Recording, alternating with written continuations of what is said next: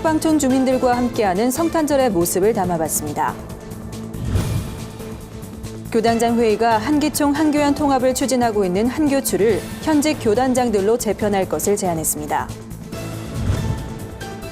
늘어나는 종교인 성범죄, 근절 방안은 무엇인지 짚어봤습니다. 판교 성영교회가 지역 주민을 위한 사랑 나눔 콘서트를 열었습니다. 안녕하십니까. 구티비 뉴스입니다. 아기 예수가 이 땅에 오신 성탄절, 교회와 거리 곳곳에선 성탄을 맞이하는 사람들의 모습이 가득한데요. 하지만 쪽방촌 주민들에게 성탄절이란 더욱 외롭고 춥기만 합니다. 교계가 쪽방촌 주민들에게 특별한 성탄 선물을 전했다고 하는데요. 박은정 기자가 취재했습니다. 추운 겨울에 지쳐있던 쪽방촌 주민들의 입에 웃음꽃이 피어납니다. 한국교회 봉사회가 결혼식을 올리지 못한 쪽방촌 부부 5쌍에게 성탄 선물로 합동 결혼식을 열어준 겁니다. 어려운 생활고에 번듯한 예물도 혼수도 없지만 이날 결혼식을 올린 부부들은 성탄절에 결혼식을 올릴 수 있어 감사하다며 평생 잊지 못할 선물을 받았다고 전했습니다. 주례를 맡은 한교봉 손인웅 이사장은 어려운 환경 속에서도 서로를 믿으며 행복한 가정을 꾸릴 것을 조언했습니다. 조금 늦었습니다만은 오늘 이렇게 정말 뜻깊은 결혼 예식을 올리고 앞으로는 과거보다는 훨씬 더 다르게 서로가 부부로서 사랑하고 쪽방촌 주민들의 겨울나기를 돕는 따뜻한 손길도 이어졌습니다. 같은 날 모리학교에는 독거노인들을 방문해 성탄 소식을 알리며 솜니불과 외투 등 겨울용품을 전달했습니다. 예, 이렇게 좋은 날이 어디 있어요? 참 이렇게 없는 사람 베풀어 주는 것만도 얼마나 감사합니까? 가장 작고 낮은 곳으로 오신 예수님. 우리 사회의 낮은 곳인 쪽방촌에도 예수 그리스도의 사랑이 따뜻하게 전해진 하루였습니다. 구티비 뉴스 박은정입니다.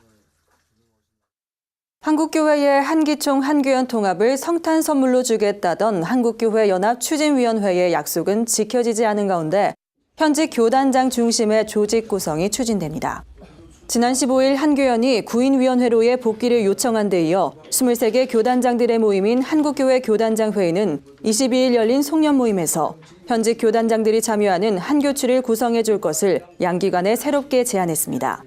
교단장 회의는 구인위원회가 출범할 당시 교단장들이 모여 합의문을 작성하고 선언문을 발표했던 만큼 추진 역시 현직 교단장들이 이끌어가는 것이 타당하다고 주장했습니다.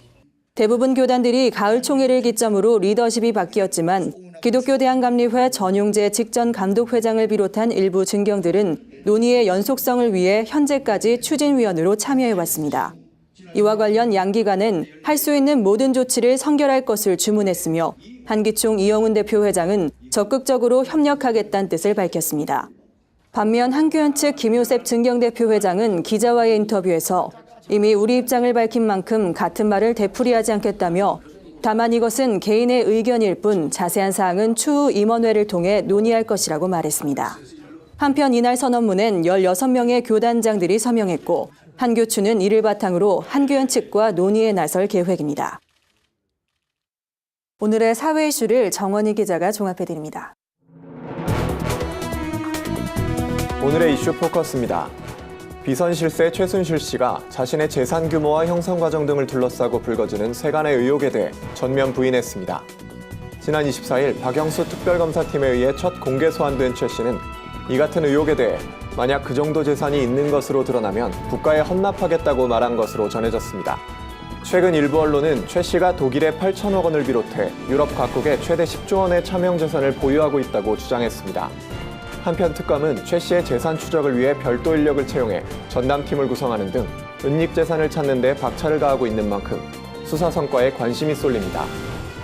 앞서 집단 탈당을 결의한 새누리당 비박계 의원들이 27일 일제히 탈당계를 제출하고 가칭 개혁보수신당 창당 준비 절차에 들어갑니다.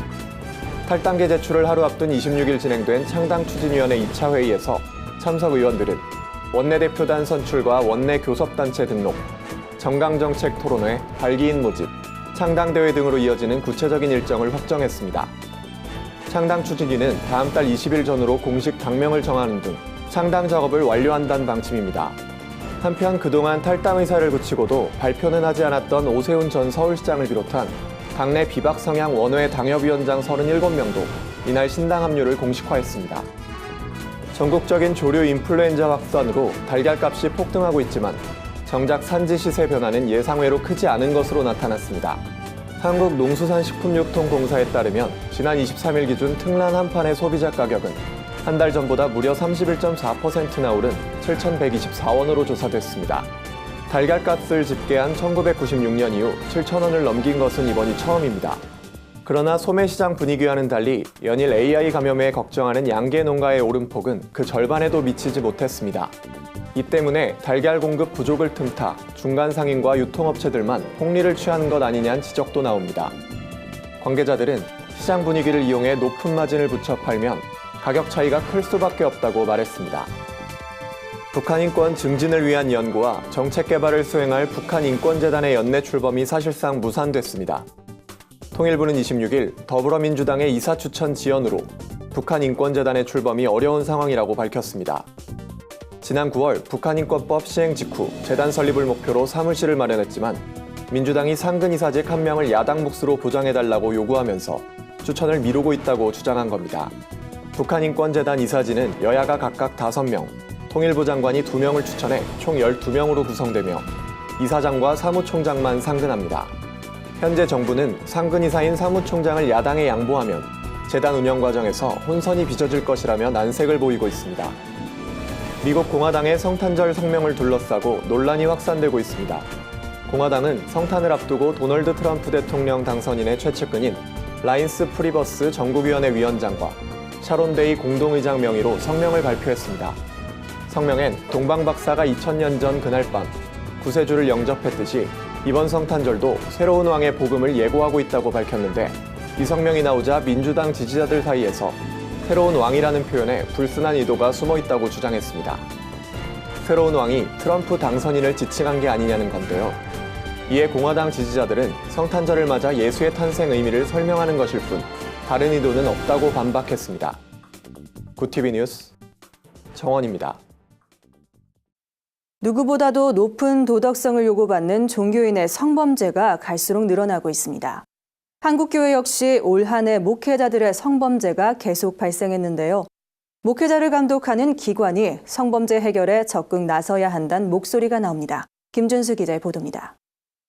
2010년부터 올해 11월까지 전문직 종사자 중 성폭력 범죄로 검거된 5,261명 중에서 종교인은 681명으로 가장 많았습니다. 교회 역시 성범죄의 안전지대는 아닙니다.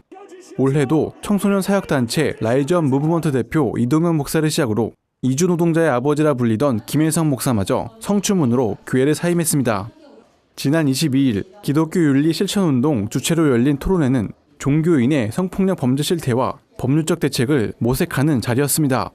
이날 토론회에선 높은 도덕성을 요구받는 종교인의 특성상 성범죄 시 가중처벌을 받아야 한다는 주장이 제기됐습니다. 종교인 성폭력 범죄가 많이 있고 그게 증가 추세가 꺾이지 아니함에도 불구하고 정의관념에 맞게 해소할 수 없는 것이 현실입니다. 그래서 이 가중처벌로 인해서 한국 교회 종교인들이 좀 더 각성을 하고 좀 더 긴장하고 그런 해결 방안이 될 수 있었으면 좋겠고요. 목회자의 우월적 지위를 이용해 벌어지는 교회 내 성범죄는 범죄 사실이 밝혀지더라도 성서의 권위를 빌려 정당화시키거나 피해자가 먼저 유혹했다는 식으로 변명하는 경우가 부지기수입니다. 성범죄를 저지른 목회자들을 감독해야 할 노회나 교단의 소극적 대응도 문제입니다. 각 교단법에 성범죄 사건을 처리할 수 있는 구체적인 조항 마련이 시급하다는 목소리가 커지는 이유입니다. 또한 목회자에게 지나친 권위를 부여하는 맹목적인 신앙을 극복하지 않는 한 교회 내 성범죄의 근절은 요원할 것이라고 전문가들은 경고합니다. 한국교회가 목회자 성범죄 예방과 대처에 적극적으로 나서 그간 솜방망이 처벌에 그친다는 불명예를 씻을 수 있을지 주목됩니다. 구티비 뉴스 김준수입니다. 판교 성현교회가 성탄절과 연말 연시를 맞아 사랑 나눔 콘서트를 열었습니다. 지난해에 이어 두 번째 열린 이번 콘서트는 지역 주민들을 초청해 연말 가족들과 함께할 수 있는 음악 공연을 나누기 위해 마련했습니다. 콘서트엔 성남시립합창단 현악앙상블이 출연해 격조 높은 무대를 선보였습니다. 또 구티비 메이심포니 오케스트라의 목관 사중주와 구티비 합창단 황지영 교수의 감동 있는 공연이 큰 박수를 받았습니다. 이외에도 성영교회 문화교실 교육생들이 바이올린 연주, 하와이 훌라, 하와이 워십의 무대를 마련해 웃음을 전했습니다. 성영교회 김성규 목사는 어느 콘서트보다 특징 있고 앞선 공연으로 내년엔 더 많은 주민들이 함께하길 바란다며 성탄 소식과 함께 각 가정에 기쁨과 평강이 넘치고 행복한 새해를 맞길 기도한다고 말했습니다. 오늘의 해외 주요 뉴스를 김지량 기자가 전해드립니다.